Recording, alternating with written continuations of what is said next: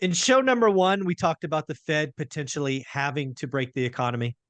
In show number two, we talked about the joys and pain of a lost decade, and joy being a joke because it wasn't joyful. But now we're going to talk about opportunity, because where there is great Yes. pain, there is great opportunity. You're going to have to be nimble. You're going to have to do the work. It's never easy, but I feel pretty good in saying that both Anna and I will be making some moves in the next decade that will set us up. So why don't we step out of our the negative doomer stuff and talk about where we see opportunity the next 5 to 10 years?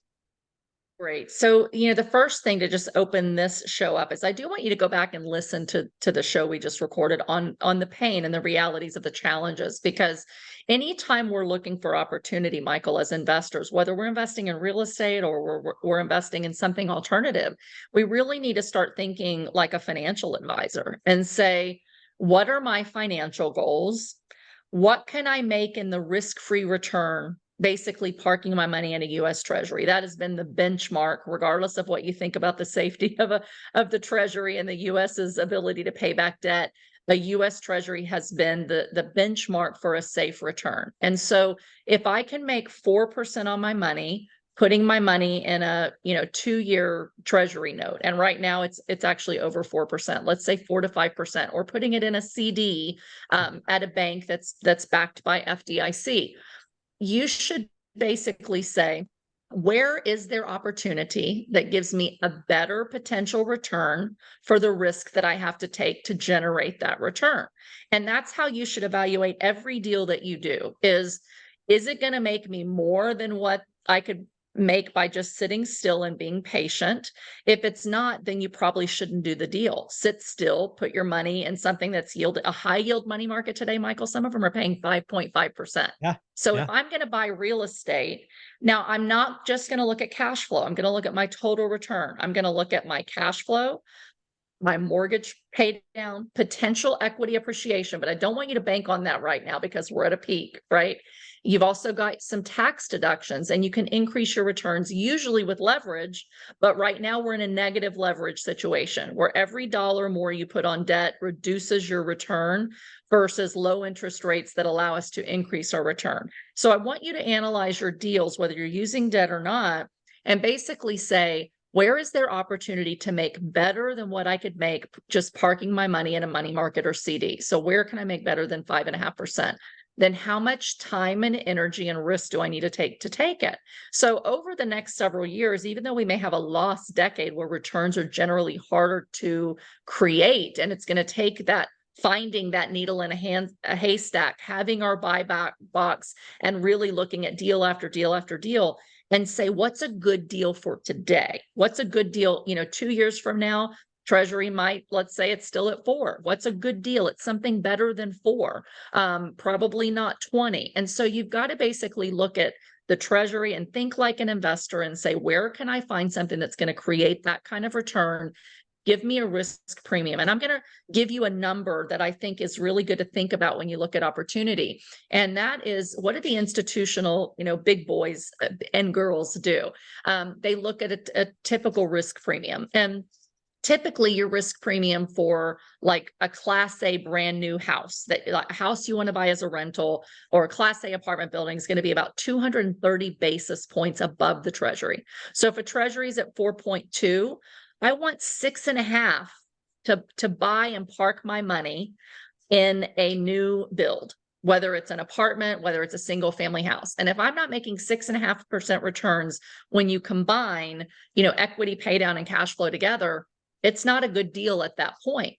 But if I can find a way to create better than that in something different, like maybe I'm flipping a house, when you can buy them hopefully cheaper in pockets of opportunity, and I can force appreciation, force the increase by putting a little bit of sweat equity in it, then I might be able to still create 8 or 10 returns, even if the economy generally is in a no growth, low GDP environment. Even if the stock market is in a flat, or 2 or 3%, I can create returns that are better than that. So it starts with knowing what your financial goals are, making sure if you need cash flow, you buy deals that cash flow. If you need wealth growth, you buy deals that are going to have an upside in the equity. But also that you don't do deals that don't meet those financial goals, and that you don't have unrealistic expectations for how high of returns you should be able to get.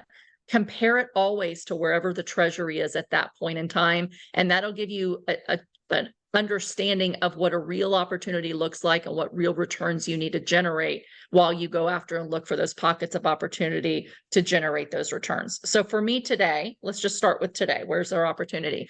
That I can put my money pretty easily and make 5% today, give or take a quarter percent, 4.75, 5.25, and do absolutely nothing. Be truly, truly passive. So for me to do a deal today, if I want better than that, and I'm locking up my money in an illiquid asset like real estate, I want probably at least a 7% return on my money, at least, maybe 7.5% return on my money.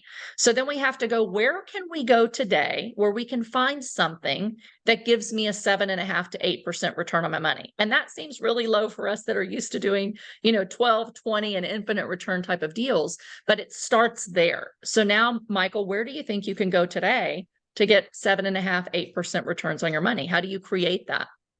Yeah, today it's really my plan is I always put it out there. I'm focused on residential real estate today. So because I want 30-year fixed rate debt, I am focused on identifying motivated sellers. I'm putting Yes. offers out almost every day, usually including seller seconds, right? Because I can borrow, for example, the model that I like is something I call a 90% CLTV loan, a 50% first, let's call it 9%.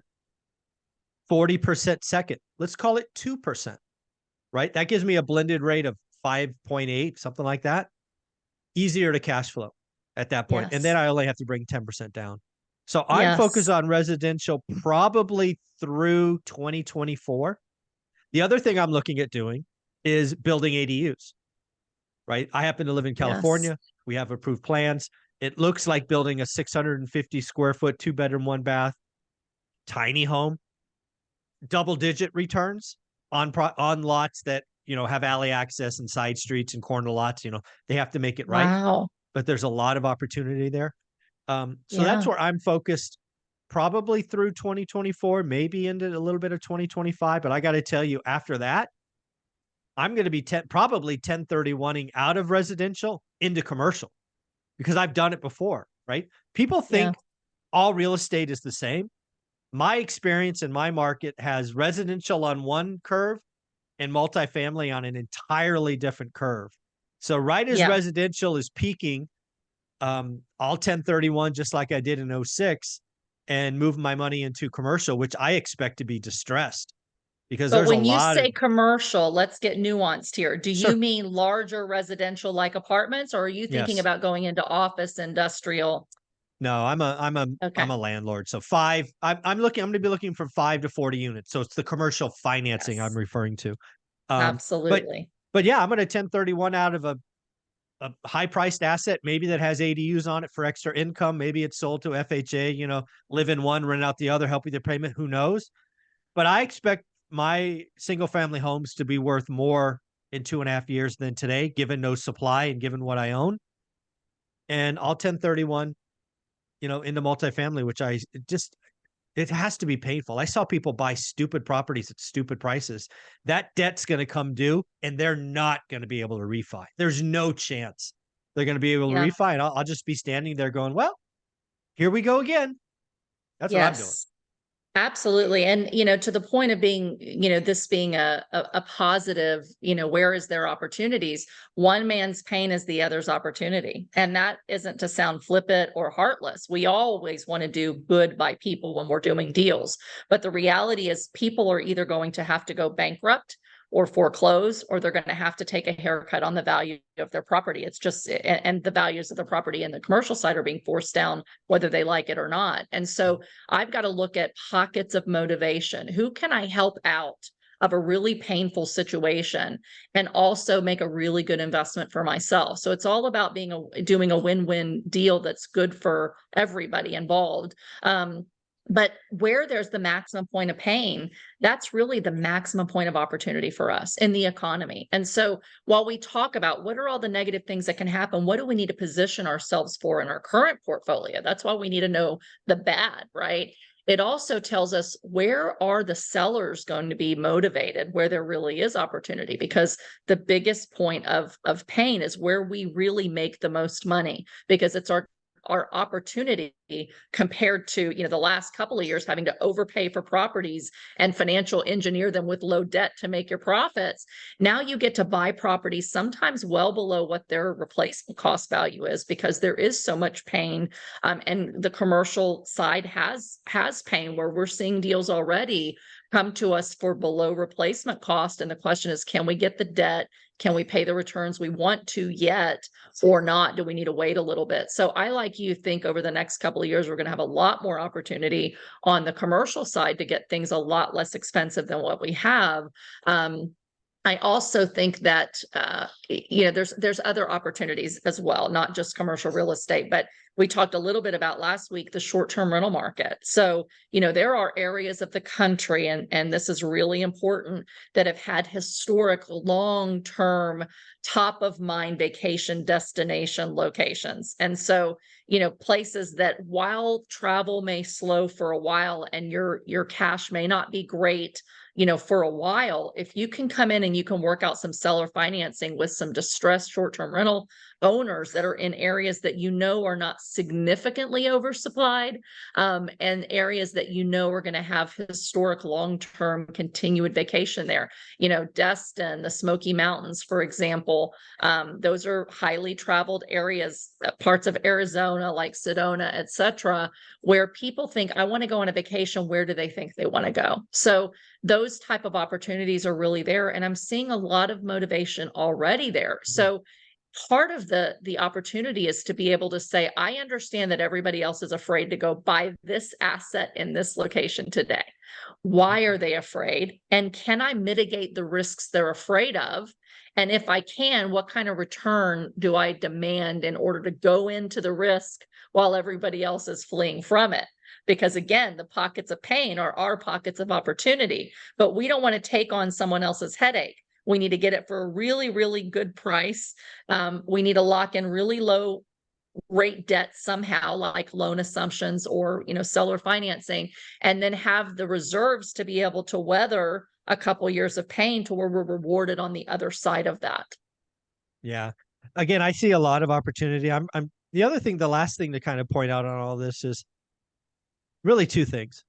One is the market's going to be slower. Yes. Right. We had a lot of pretenders, a lot of financial engineers come in the last couple of years because they thought it was easy. Real estate investing is never easy. Right. And they're going to be washed out. That's the understatement of the century, Michael. It's not the get rich quick and the easy button.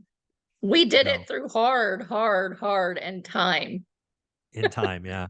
So again, the last couple of years attracted speculators, gamblers, yes, financial engineers, pretenders. They're all going to pay the price over the next 2 years, and we're going to have opportunity to learn, get creative, find the motivated sellers, and shelter is still on Maslow's hierarchy of needs, right? Water, food, shelter.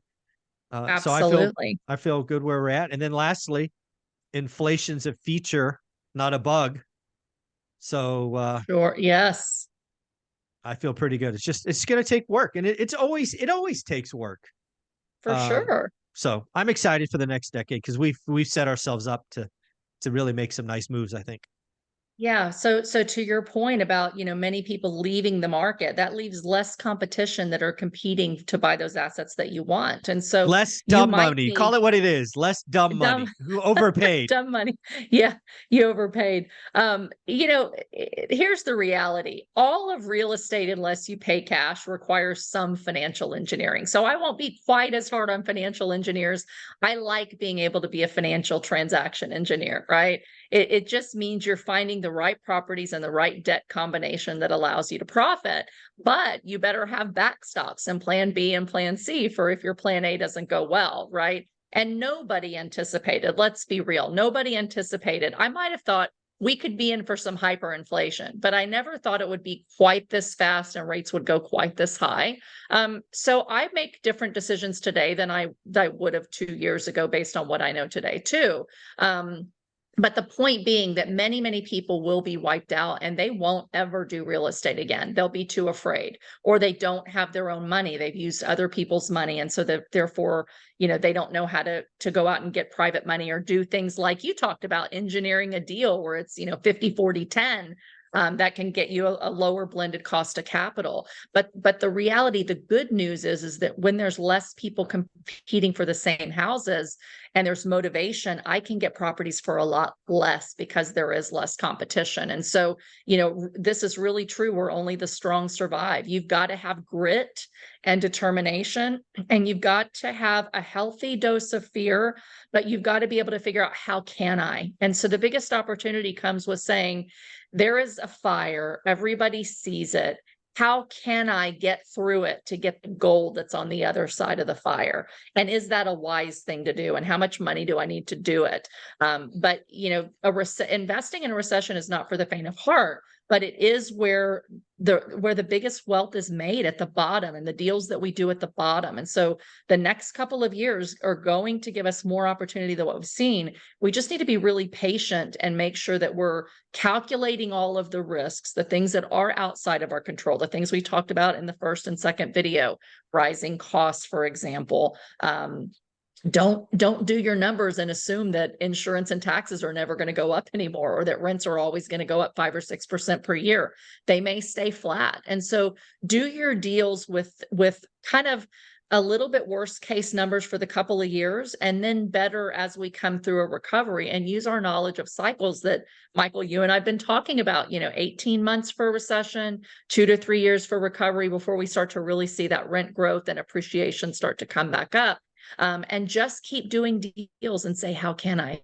How can I? I'm going to do this. Wealth is made at the bottom. And if you can, remember that when you're going to be afraid and you're going to see it's all doom and gloom in the news, you keep doing the work every single day and looking for deals every single day, you will find opportunity. Michael and I have done it over and over again. And it's hard. I mean, I looked at 100 deals last year before we found one to offer on. And now I'm looking at more than that before I'm finding the one to offer on. But make stupid offers. That's something that you say that I really like. And I saw one of the guys that's in the Facebook group made a stupid offer, 20 or 30% below. And the seller said yes. So this is a time when you can make those stupid offers that make sense for you, and buy it at the right price that creates those returns. And, surround yourself with positive thinkers who can think outside the box to help you to take advantage of opportunity while it will be here over the next couple of years. So I'm excited. Anna, where can they find you? You can find me here every week on social media and at my website, AnnaKellyInvesting.com. Thank you so much.